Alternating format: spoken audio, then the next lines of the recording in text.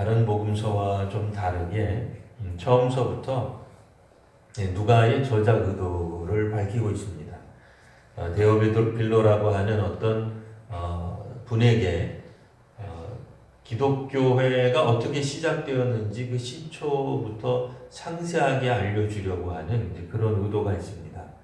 아마도 기독교라고 하는, 물론 이제 그때 당시만 하더라도 기독교라고 하는 표현 자체가 없었겠습니다만, 예수 운동, 예수의 제자가 되는 일들, 이런 일들에 대한 이야기를 처음부터 들어봤던 사람들이라면 누구나 다 요한과 세례 요한의 관계에 대해서 세례 요한이라는 사람하고 도대체 예수는 어떤 관계일까 궁금했을 겁니다.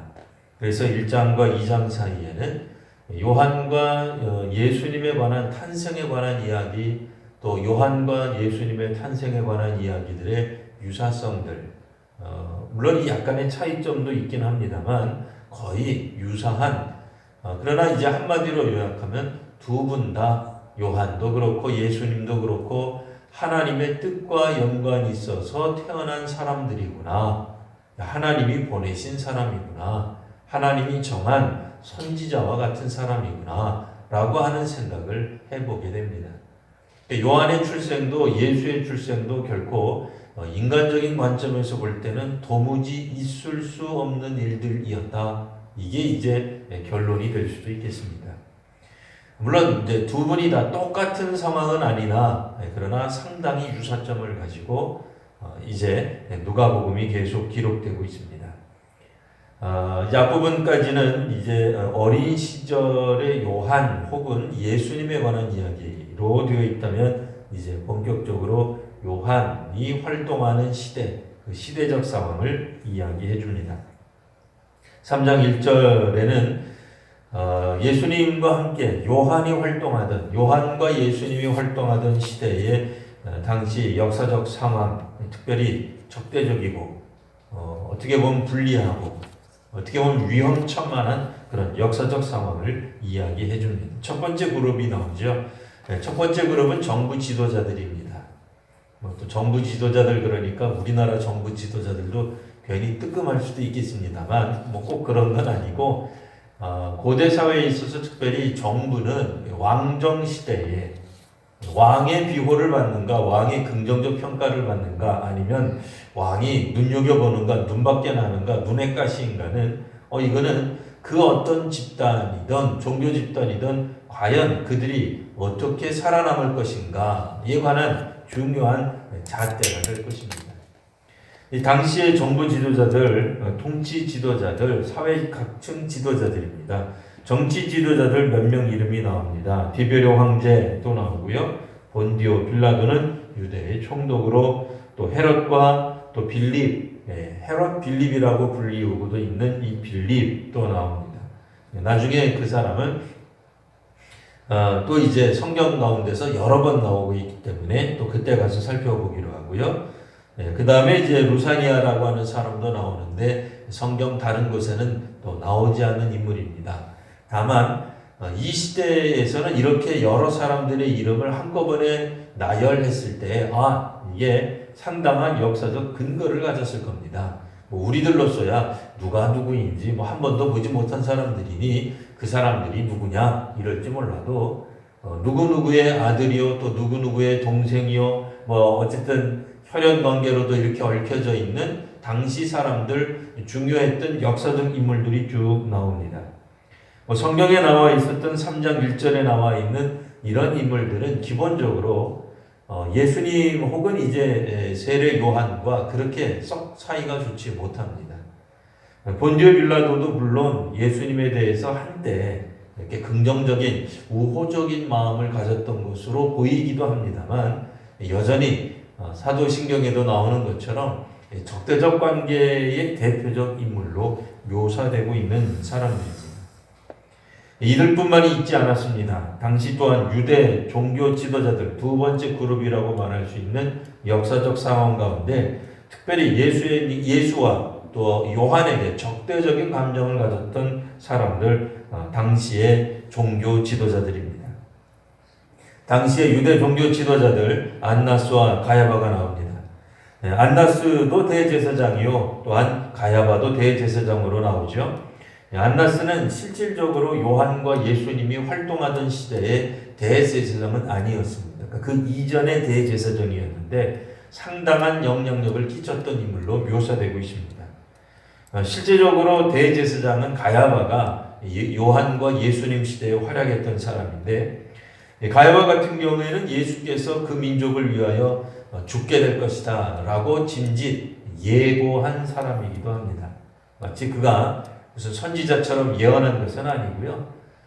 예수님에 대해서 마땅히 예수님 한 사람만 죽으면 우리가 평안할 것이다. 로마가 우리를 어쩌겠느냐. 비록 우리가 로마의 눈밖에 나는 그런 밀란에 해당하는 종교적 밀란에 해당하는 소동이 예수 때문에 벌어졌으나 그거야 예수 한 사람 죽으면 이 소동이 사라질 것 아니냐.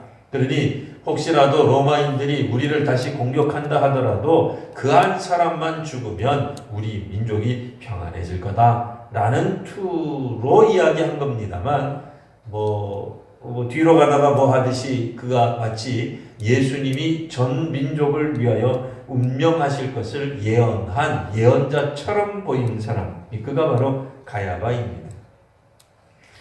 여전히 안나스와 가야바도 자신의 어떤 정치 혹은 종교적 그런 힘들을 유지하려는데 애를 썼던 사람들입니다. 이럴 때에 2절 하나 보시면 하나님의 말씀이 빈들에서 요한에게 임합니다. 정치와 종교 지도자들은 예루살렘에 있었습니다. 도시 가운데 있었습니다. 사람들이 많이 모인 곳이요.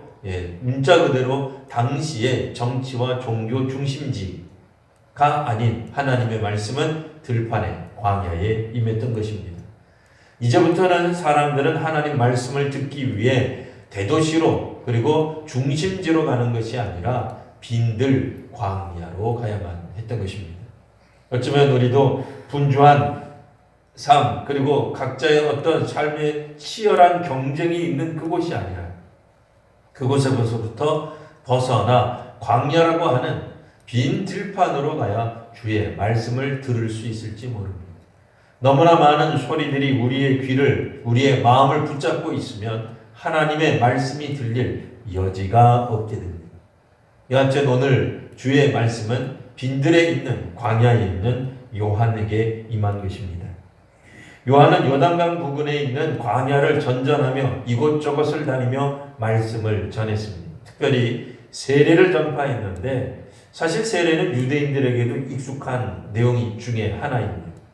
구약 성경 때도 이들은 부정해지는 일들이 있었습니다. 이를테면 시신을 만진다든지 혹은 이방인을 보게 된다든지 그러면 부정해졌다고 생각하고 한 일주일간 혹은 며칠간 그들은 정하는 시간을 가졌습니다.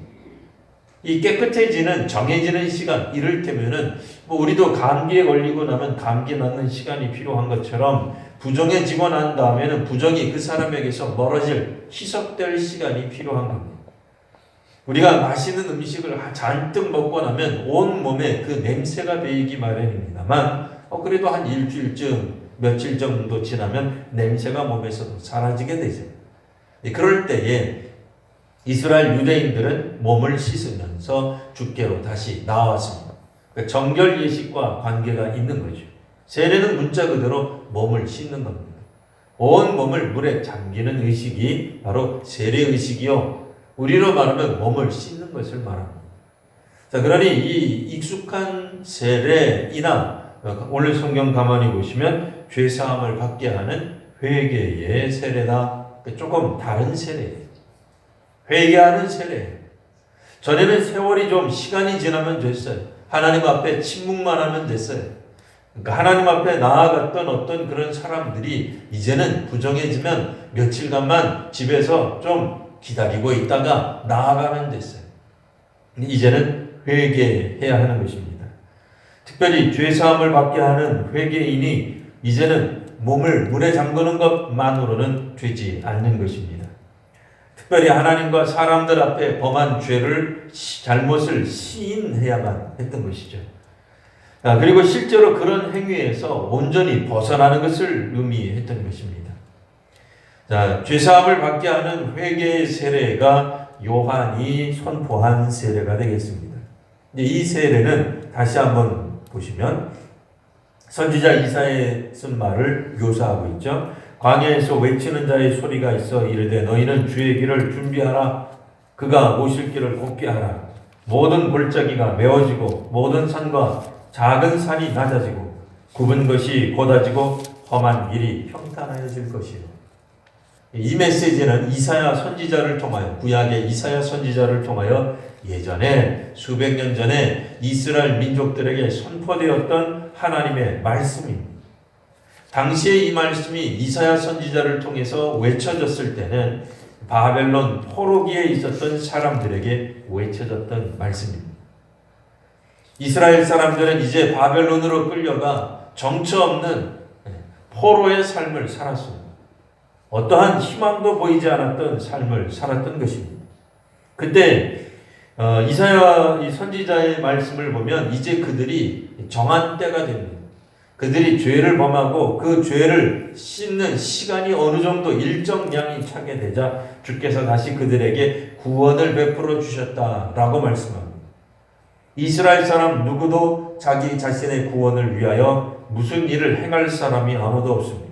구약의 구원의 개념과 사실 신약의 구원의 개념은 동일합니다.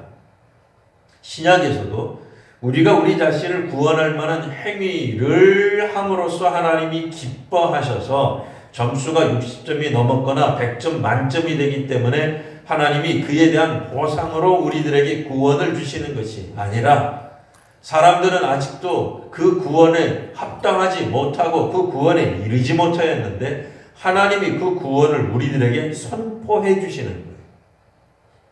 그러니 오늘 본문에 나오는 광야에 외치는 자의 소리도 마찬가지입니다. 이제 어느 정도 시간이 지났고 구원의 때가 이르렀기 때문에 하나님이 이스라엘 백성들을 바벨론으로부터 해방시켜 구원해 주시겠다는 이야기예요.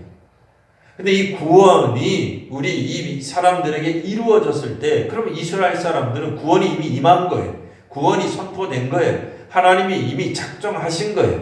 하나님이 역사하시고 계시는 거예요. 그럼 이스라엘 사람들은 가만히 앉아서 감나무 떨어지는 감을 밑에서 기다리기만 하면 됩니까? 그렇진 않습니다. 우리가 무엇을 해서 구원이 임한 것은 아니나 구원이 임했다라는 주의 말씀을 들을 때 마땅히 그들이 해야 하는 반응이 있어요. 뭐요? 적어도 기뻐해야 될 줄 알아야 될 거 아니에요. 하나님 나는 그런 구원 필요 없습니다. 그럼 구원 안 받는 거죠. 불필요한 거죠. 구원이 정말로 필요한 사람들은 나아가서 마중할 준비를 해야죠. 그래서 골짜기가 메워지고 산과 산들이 낮아져야 되는 겁니다. 구원이 물론 마차처럼 오는 것은 아닙니다. 하지만 마차처럼 온다고 한다면 구원이 군사들의 행진처럼 온다고 한다면 왕이 걸어 오신다고 한다면 왕이 오시는 그 길, 왕이 오시는 그 대로가 만일 그냥 움푹 패여 있어요. 아니면 산이 삐죽 올라와 있어요. 그럼 굽이 돌아서 와야 되잖아요. 오려면 힘들잖아요. 우리가 정말로 구원을 바란다면 왕이 구원을 가져다 주시는 메시아가 빨리 오셔야 될 것 아니겠어요? 첩경으로 와야죠. 지름길로 와야죠. 급히 오셔야죠. 금방 오셔야지 굽이 돌아서 와서야 되겠냐 말이에요. 그러려면 어떻게 해야 돼요? 도로를 깔아야죠. 새로 깔아야죠. 기존에 있는 도로 중에 막혀져 있는 우리들의 이 양심, 우리들의 신명 속에, 우리들의 종교성 속에 문제 있는 것들을 깎아버려야 되는 거예요.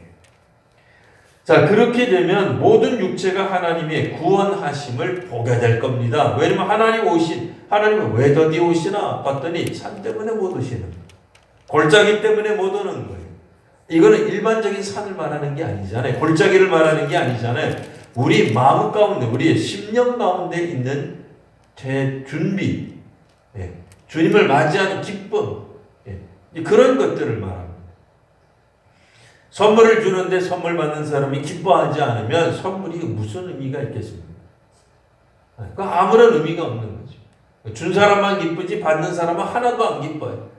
주긴 주었는데 한 번도 안 써요. 그러면 선물 있으나 마나 하는 거죠. 더는 선물이 아닌 거죠. 그런 것처럼 이제는 똑같은 방식으로 예수님 시대, 요한의 시대에 복음이 선포가 되는 것입니다. 구약의 이스라엘 사람들에게 광야에서 길을 내신 겁니다.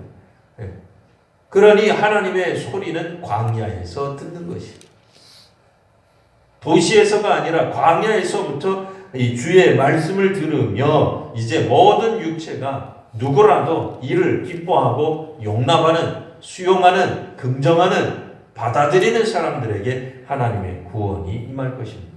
아니나 다를까 사람들 중에 많은 사람들이 이제 주께로 나아왔습니다. 7절에 보시면 요한이 세례받으러 나오는 무리에게 말을 하기를 독사의 자식들아 라고 말을 합니다. 아니 기껏 세례를 받으러 나오는데 독사의 자식들아 할 건 또 뭡니까?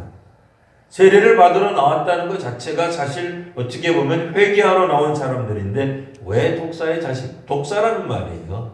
네. 결코 구원받을 만한 대상에게 할 소리가 아니죠. 그러니까 구원받지 못할 사람들아 라고 읽으시면 되겠습니다. 자, 누가 너희에게 일러 장차 올 진노를 피하라 하더니, 하나님이 주시는 구원과 함께 나오는 메시지 중에 하나가 바로 심판에 관한 겁니다. 하나님의 진노가 있습니다. 하나님의 진노 반대편에 물론 구원이 있으나 구원의 반대편에 진노가 있기도 한 것입니다. 왜냐하면 하나님의 진노로 말미암아 이스라엘 사람들이 바벨론으로 포로로 끌려갔기 때문에 그렇습니다. 하나님의 진노 가운데 있는 거예요. 근데 이 진노를 사람의 힘으로, 사람의 능력으로 해결하지 못하고 있습니다. 그런데 어떤 이들은 이 메시아의 오심의 말씀을 듣고 기뻐하며 나아가는 사람들이 있어요. 어떤 이들은 그대로 멈추는 사람들이 있습니다.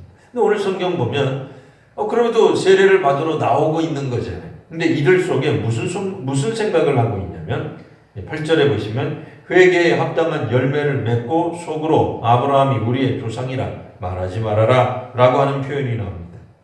세례를 받으러 나온 유대인들 중에 몇몇 사람들은 자신들의 종교에 대한 자부심을 가졌던 겁니다. 우리의 조상은 아브라함이야. 드디어 구원이 임하는구만. 역시 우리가 아브라함의 후손이길 잘했어. 우리는 유대인이기 때문에, 자랑스러운 유대인이기 때문에 이와 같은 구원을 받을 만한 자격이 있는 거야 라고 생각을 한 겁니다. 구원받을 자격이 있기 때문에 혈통적으로 이것이 완성되었기 때문에 구원받는 것이 아닌데도 그들 스스로 마치 자신들은 자격을 갖춘 사람이라는 생각을 했던 것입니다. 그리고는 회개에 합당한 열매, 구약 성경으로 말하자면 모든 골짜기가 메워지고 작은 산이 낮아지는 일들을 하지 않는 겁니다. 잘못된 거죠. 그러니까 우리가 다시 한번 오해를 하면 안 되는 것이, 우리가 무슨 행위를 하기 때문에 하나님이 그 행위에 대한 보답으로서, 보상으로서 구원을 가져다 주시는 것은 아닙니다.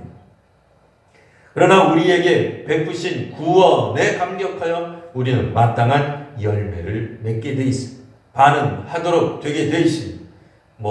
현대는 그런 일을 하지 않습니다만, 오늘날도 미국에 무슨 대통령이 왔다고 초등학생들, 중학생들 동원시켜서 우리가 연두변에 나가서 태극기와 성조기를 흔들고 그렇게 안 하죠.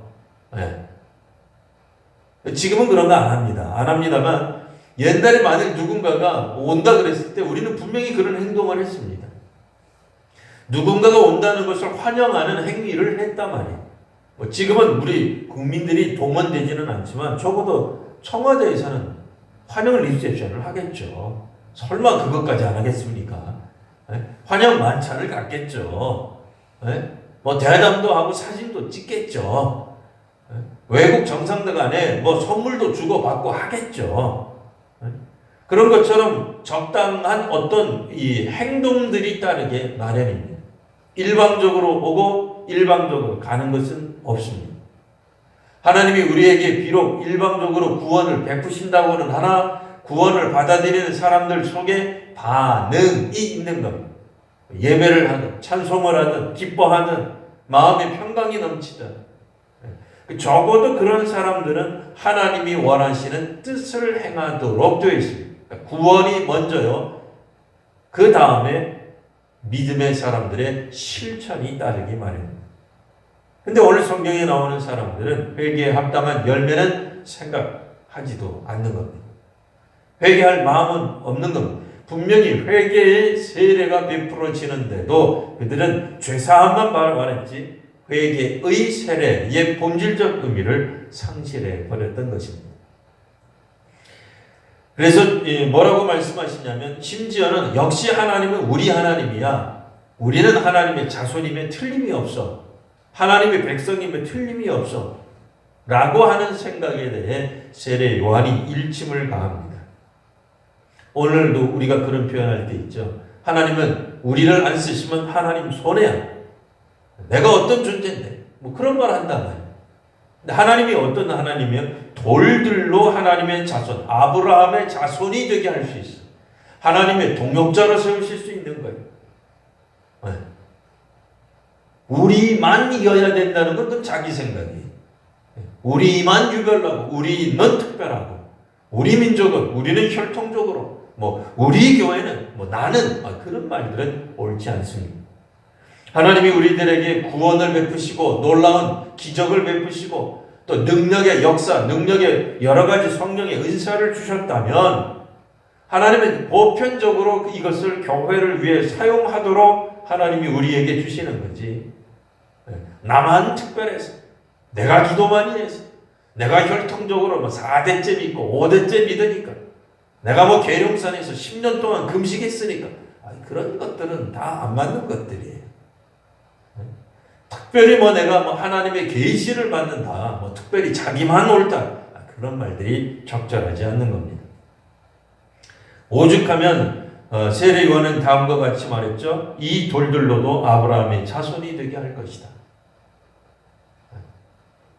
자신만이 갖고 있는 어떤 특수성, 하나님의 어떤 그런 특별한 은혜를 마땅히 우리가 받아야 되는 존재라고 생각하는 특권의식은 사라져야 됩니다. 누군가가 법을 지켜야 된다면 모든 사람이 똑같은 법을 지켜야 되는 겁니다. 우리만 달라도 된다. 그런 생각을 하면 안 되는 거죠. 자, 그들은 죄 사함을 받게 하는, 그러니까 죄의 용서를 못 받게 되면 당연히 진노가 임하겠죠. 근데 이 진노가 하나님의 진노에 대해서 분명히 이들은 깨달아야 됐어요. 하나님은 구원의 하나님뿐 아니라 또한 진노하시는 하나님이기도 하십니다. 9절, 이미 도끼가 나무 뿌리에 놓여 있으니 하나님은 진노하시는 하나님. 구약적 개념으로 말하자면 이스라엘이 이제 바벨론 포로로 끌려가기도 하더라, 그 얘기예요. 하나님 진노죠. 하나님의 도끼가 나무 뿌리에 놓인 거죠. 만일 이스라엘 사람들을 나무라고 생각한다면, 수많은 지파들, 수많은 개인들이 다 나무 하나라고 본다면, 그 도끼질하는 사람 마음이, 하나님의 진노가 임하면 도끼가 그 나무 뿌리에 놓여 있는 거예요. 그러면 그 나무는 베어지게 돼 있어요. 찍혀나가게 돼 있어요. 구원에서 탈락된다 그 얘기예요. 하나님 진노를 거스를 수 없다는 거예요. 하나님은 모든 사람들에게 구원을 베푸시기를 원하기는 하시나 아무에게나 모든 사람들에게 다 구원해 버리시는 하나님은 아니에요. 구원의 메시지에 대해 아멘으로 응답해 오는 사람들, 화답하는 사람들에게 하나님이 진노의 도끼를 거두신단 말이에요. 근데 어떤 이스라엘 사람들은 내가 아브라함의 후손이니까 당연히 나는 구원을 받는 거야 라고 생각을 한 겁니다. 그리고 어떠한 회개할 마땅한 열매도 맺지 않아도 된다고 생각을 한 겁니다. 자, 그러니 우리가 또한 이렇게 묻습니다. 이거 너무 어렵습니다. 너무 이 영적인 표현인 것 같습니다. 그래서 그러면 우리 보고 뭘 하라는 얘기입니까?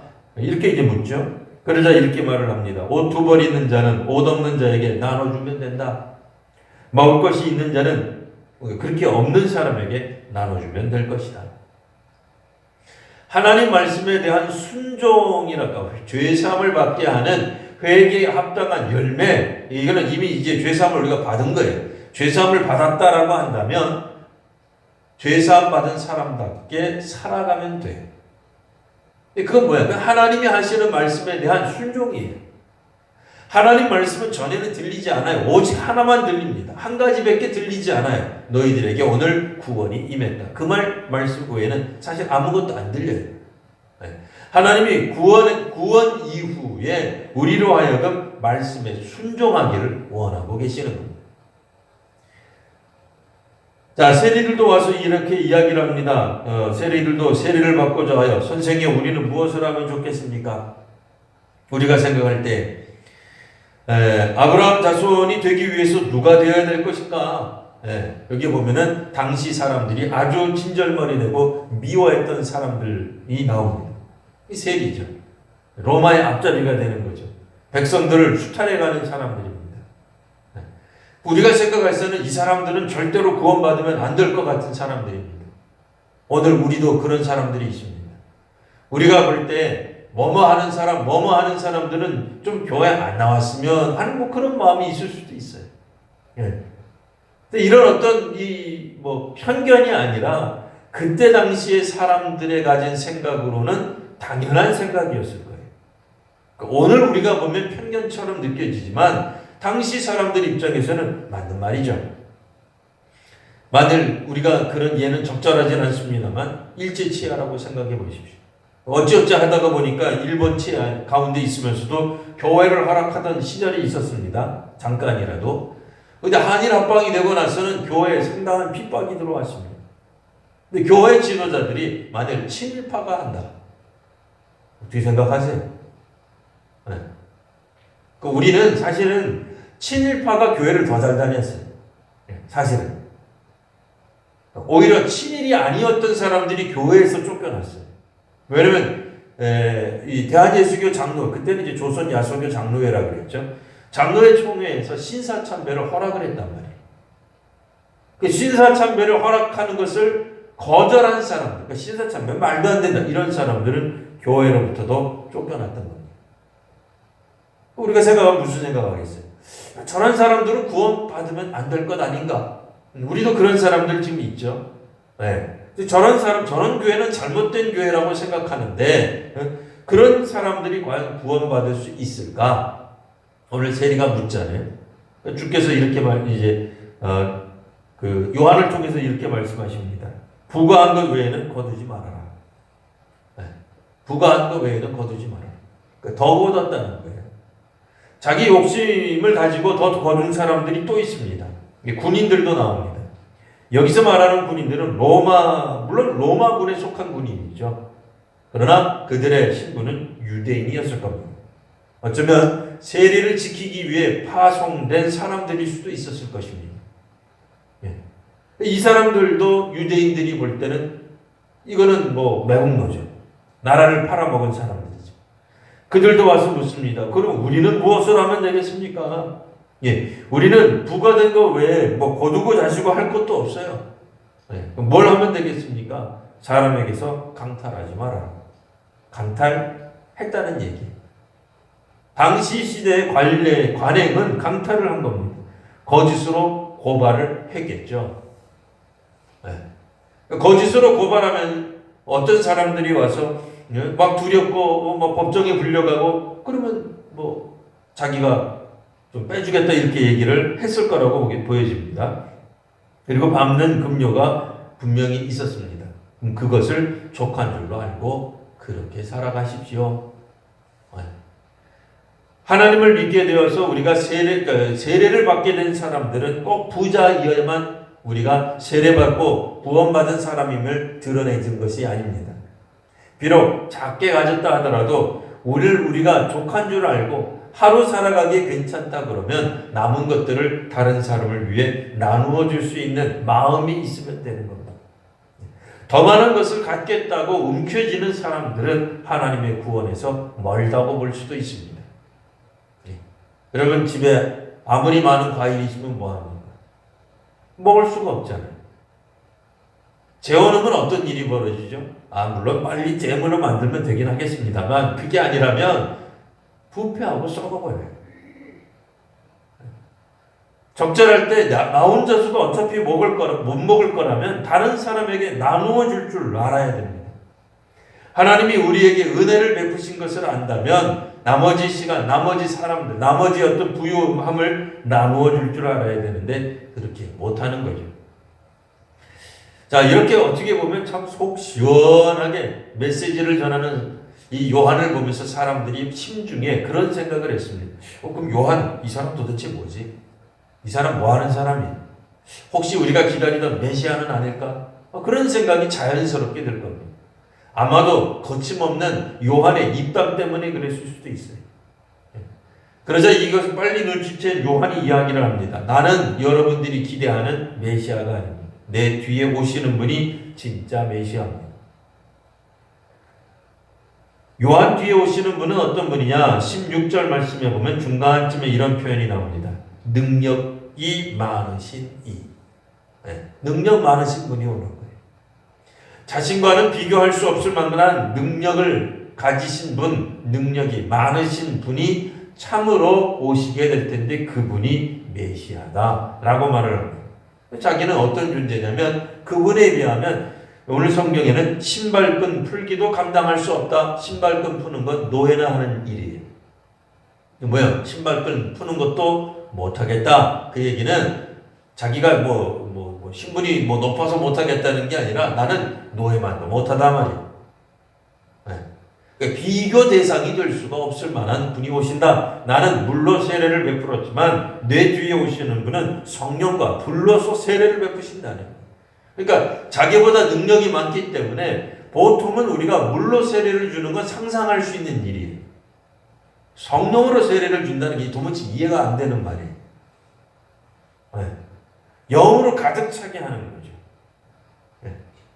또 불로 세례를 준다라고 하는 거 정화시키는 물, 물론 이게 진짜 뜨거운 물은 아닐 겁니다만 이것도 상상 그 이상의 것들이 벌어진다는 말입니다. 성령과 분리 일어나게 되면 이때는 진노의 심판도 함께 따라간다 그랬죠. 구원만 있는 것이 아니라 구원의 메시지 다음에는 항상 심판의 메시지, 진노의 메시지도 같이 있습니다. 17절 손에 키를 들고 자기의 타작, 마당을 정하게 하실 겁니다. 자기에게로 나아오는 자들을 구별할 것입니다. 변별할 것입니다. 그런 얘기. 마치 지금 세례 요한이 자기에게 나오는 사람들 가운데 그 심중에 엉뚱한 생각 가진 사람을 구별해냈듯이 그러나 요한은 그래도 말로만 이야기했어요. 예수님은 그렇게 안 하신다는 거예요. 예수님은 나보다 능력이 많으셔서 그분은 아예 알곡과 쭉쪽이로 나눠버린다는 거예요. 사실 주께로 나오는 사람들은 주를 믿는 사람들은 믿지 않는 사람들에 대한 혹은 불순종에 대한 결과로서의 심판에 대한 두려움이 있어야 됩니다. 물론 우리가 하나님을 그렇게 두려워하는 이러다가 죽을까 이러다 내가 벼락 맞는 거 아닐까 그렇게 노심초사하면서 교회를 다니라는 얘기는 아니에요. 하지만 적어도 우리가 하나님을 믿는다라고 할 때는 구원의 감격적 반대편에는